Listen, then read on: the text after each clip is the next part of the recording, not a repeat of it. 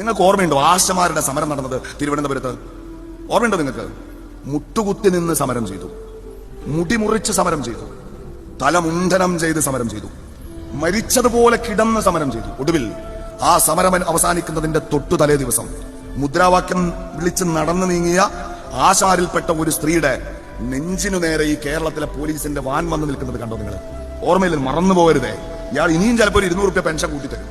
മറന്നു പോകരുത്. നിങ്ങളുടെ ഓർമ്മകളിൽ ഉണ്ടാവണം എന്റെ സഹോദരിമാരുടെ. ആ സമരം ചെയ്യുന്ന ആശമാർക്കിടയിൽ പ്രിയപ്പെട്ടവരെ, മലയാളത്തിലെ ഒരു ആക്ടിവിസ്റ്റ് ജയദേവിക ഒരു സർവേ നടത്തി 50 സ്ത്രീകളോട് ചോദിച്ചു, എന്താണ് നിങ്ങളുടെ ജീവിത സാഹചര്യം? ആ സ്ത്രീകളിൽ 22 പേർ വിവാഹമോചിതരാണ്, 34 പേരുടെ വീട് പണയത്തിലാണ്, 26 പേരുടെ വീട്ടിൽ അവർക്ക് കിട്ടുന്ന ആ ശമ്പളമല്ലാതെ 1 രൂപ വരുമാനില്ല. അവർക്ക് എത്ര കിട്ടുന്നതെന്നറിയോ നിങ്ങൾക്ക്? എത്രയാണ്? ഒരു ദിവസം 300 രൂപ. രാവിലെ എഴുന്നേറ്റാൽ വൈകുന്നേരം വരെ നിങ്ങളുടെ ഈ തിക്കോടിയിൽ ഒരാശയുണ്ടെങ്കിൽ അവരുടെ പിറകെ നിങ്ങളൊന്ന് പോകും. ഒരിച്ചു വെള്ളം കുടിക്കാൻ നേരമില്ലാതെ, ഒന്ന് വിശ്രമിക്കാൻ നേരമില്ലാതെ രാപകൽ നടത്തുന്ന കഠിനാധ്വാനത്തിന് അവർക്ക് ലഭിക്കുന്ന പ്രതിഫലമാണ് ആ 300 രൂപ. തൊഴിലുറപ്പിന് പോകുന്ന എത്ര പേരുണ്ട് ഇവിടെ? എത്ര പേരുണ്ട്?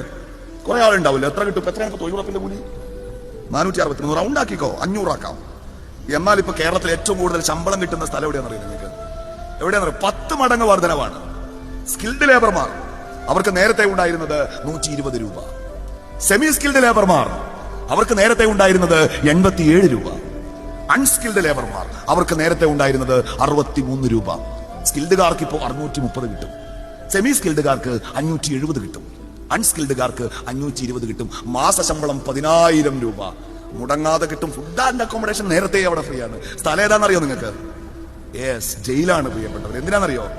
ഇവരെ ഇഷ്ടക്കാരാണ് അവിടെ മുഴുവൻ, ഇവരുടെ പാർട്ടിക്കാരാണ്. ജില്ലാ കമ്മിറ്റി മുതൽ താഴേക്ക് ബ്രാഞ്ച് കമ്മിറ്റി വരെ.